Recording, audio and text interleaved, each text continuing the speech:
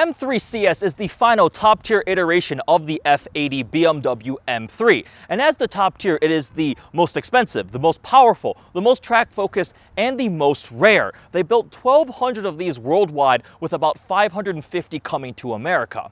As a reminder, the F80 Generation M3 came with the S55 engine, which is a 3-liter turbocharged inline-6. In the CS, it makes 454 horsepower, which is really only a marginal 10 horsepower increase over the compact, but it does make a healthy amount of torque at 442 pound-feet of torque. Still rear-wheel drive only, and you can only get the 7-speed dual-clutch transmission. The manual is not available in the CS. Here are some unique touches that make the M3 CS stand out from the regular M3s. You have a carbon fiber front lip, rear lip, carbon fiber roof, and then the carbon fiber hood from the M4 GTS, which is very cool, but this is how you open and close it. Let me demonstrate it for you. So when you open the hood, it's very light, it's thin, it's lightweight, but this is how you close it. And the first time my friend Jason, the owner of this car, closed the hood, it scared the crap out of me, because this is what you have to do. You lower it here, and then you go, you have to like slam it. And I was like, what in the world are you supposed to do? And he goes, yes, the BMW guys told me you have to. It's got these 2 latches, and you have to align it perfectly, slam it shut. That way it doesn't have any sort of flexing in it, because if that happens, you could crack it. It's not great for it, and it's very, very expensive. And I don't know, that just kind of freaks me out how you have to close the hood of the M3 CS, but that's apparently how you do it. In addition, you have unique 19 and 20-inch staggered wheels to the M3 CS. This one has been optioned with carbon ceramic brakes. It is the top tier and final iteration of the M3, so it's also the most expensive. It's rare, but it's still very, very expensive. These things started at like $100,000. This one as option was over $100 grand, $110,000, that's a lot of money for an M3. But it is very track capable, it is unique, it is rare.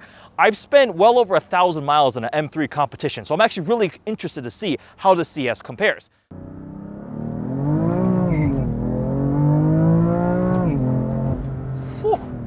This thing is impressively fast, and it just is constantly trying to break the tires loose. I am in MDM mode right now, which allows a little bit more slip through the traction control and stability. But first, let's talk about the interior.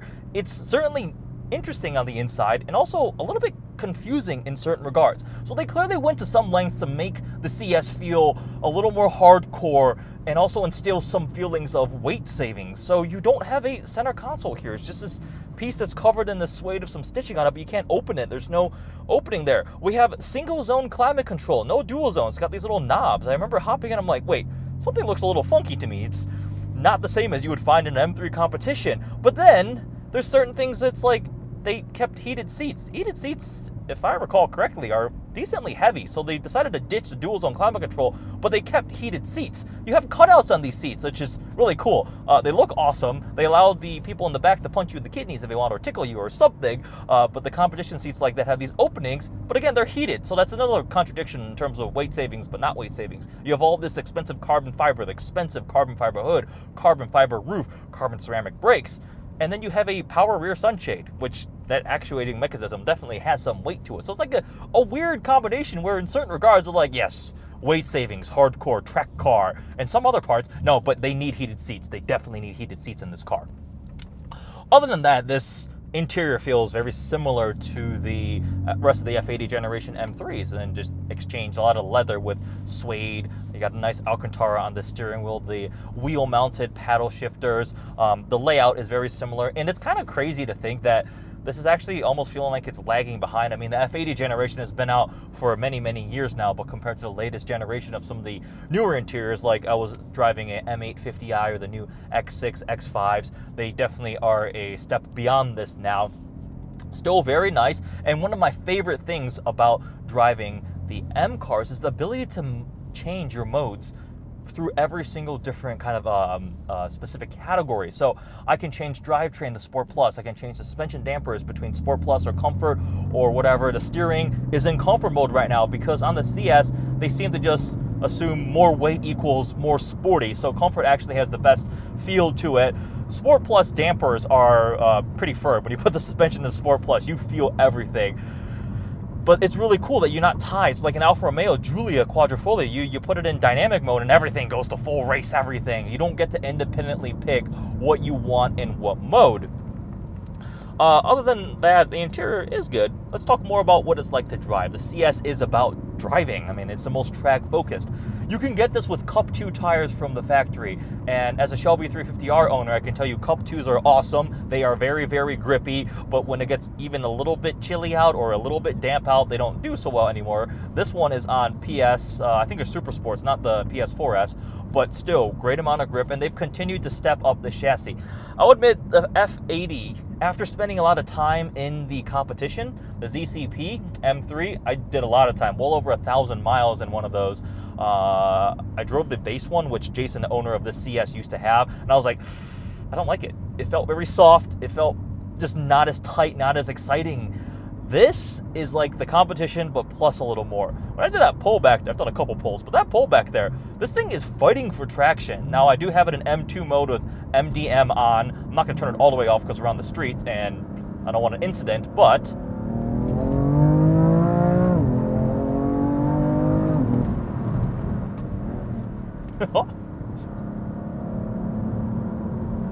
dang. They did a good job really stepping this thing up. Now, the CS deserves to be tracked, and I am very happy to report my friend Jason, the owner of this, has tracked it extensively, a lot, and he's gotten bitten by the bug, and he's constantly looking for another track car. So this is actually going to be replaced with something potentially more hardcore track focused, but he's definitely using it for what it's meant to use. I am not on a racetrack right now, I am on the road, so we're doing the road evaluation, but everything about this car has been turned up to be a little sharper. The dual clutch, very fast shifts. Now, I've mentioned a little bit about the steering, and it's very direct. I mean, the car goes where you want it to, and I actually think they did a really good job setting this up compared especially to the base one versus things like the M2 and stuff. BMW's finally kind of found their way to make their steering as good as they used to be. But if you put it into Sport and Sport Plus mode, it just gets too heavy, which is kind of weird. And then the dampers. Sport Plus in this is like Sport Plus in the competition. They like take it up a step, if that makes sense. So comfort in the competition would be like Sport in the base. So comfort in this would be like Sport Plus in the competition. You get what I'm saying? It gets very, very firm. So unless you're on very, very nice, smooth surfaces, I would not recommend leaving the suspension in Sport Plus for too long, because you might need to go see a chiropractor. BMW has definitely used speakers to pipe in some exhaust sound to augment it, and the 3-liter turbocharged S55 just never was going to sound as good as the high-revving V8 found in the E90 generation M3. Now, with the CS, I think they've turned it up a little bit louder. It's a little bit louder than the compact, so a lot of those cracks and pops. But the one thing we discovered that we can't figure out is, like, you can't open the valves on cold start, so the cold starts don't sound that good. They're quiet. They get like neutered by the exhaust valves, which does kind of suck. There was this trick I tried before. Whoa! I tried before where you put the car in, accessory on, all power on, and you put it in dynamic mode, and if you floor the gas past the detent, it would open the valves. It happened on my friend's M4 competition. We tried it on the CS and we could not get it to open the valves and do a cold start. Jason says that the car always needs to be warm before they let you open the valves, and allegedly he was told by the dealership that it's to protect the motor so people weren't sitting there revving their cold engines. Don't know if that's true or not, but sound is pretty good, but it's not going to be as good as a naturally aspirated V8. This thing is really fast. Like, you carry a lot of speed. Wow, for 454 horsepower, that, I feel like this thing is way underrated. Actually, it's for sure underrated. We allegedly may have taken a quick detour to an undisclosed location and roll raced this car and my RS7, which was stock, and this M3 CS definitely pulled away a couple times. I initially thought it might have been user error on my part, but this thing is very fast, and it only has 285s out back, so you are going to fight for grip. Off the line, this thing will get smoked by anything with all-wheel drive, which is probably why the next generation will get all-wheel drive. But yeah, this thing, launch control, 0 to 60 either way is like right under 4 seconds now, according to BMW, and I honestly doubt you're going to be able to get anything really faster with this type of tire setup, just due to the fact that you're traction limited. You're putting all that power to the rear wheels. So let's talk about value. I already mentioned that this car stickered for over 100 grand, $110,000. Now, carbon ceramics are very expensive. All the carbon fiber hood, the carbon fiber roof, and that type of stuff is pricey. And then you are going to pay a premium for having a limited production vehicle. It's more rare, so it will cost more. But does it feel like a $100,000 driving experience? I'm going to be honest and say I don't think so. Now, I'm not tracking it, but having spent time with an M3 competition, which I actually liked a lot, I started to fall in love with the M3 comp. When I first drove it, I was like, that's all right. But after I spent over 1,000 miles of that thing over a couple weekends, over many days of driving, a couple road trips too, I started to really like it. I don't quite see this being worth the massive premium unless you're going to be tracking every weekend, and if you're doing that, why not get a Cayman GT4? You have space in the back for kids, which is a consideration for certain people, like the owner of this car. Has 2 kids, likes to be able to take them out, didn't want to get a 2-seater where he couldn't take his kids anywhere. It's interesting, but that $100,000 for an M3 is a lot of money. It's certainly impressive, but I don't know if I would have paid that much for a car like this.